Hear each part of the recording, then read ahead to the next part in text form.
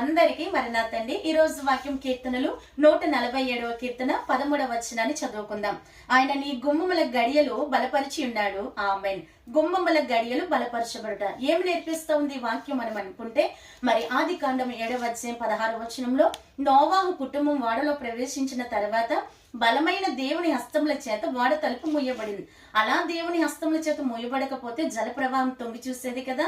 కనుకనే మరి ఈ దినము ఈ నూతన కాల సంవత్సరంలో ప్రవేశించినటువంటి మన యొక్క తలుపుని తట్టుచున్నటువంటి ప్రభువుని లోనికి ఆహ్వానిద్దాము.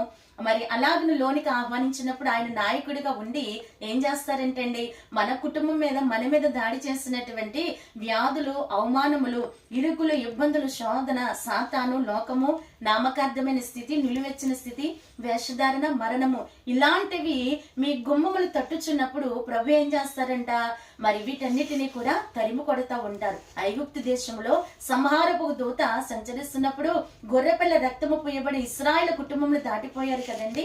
అలాగునే మన కుటుంబములు కూడా ఇవి దాటిపోతా ఉంటాయి. కనుక ప్రభుని లోనికి ఆహ్వానించండి. ఈ నూతన కాల సంవత్సరాలు గొప్ప దీవులు అందరం పొందుకుందాం. అట్టి ధన్యత ప్రభు మనెల్లరికి దయచేయును గాక. ఆమేన్.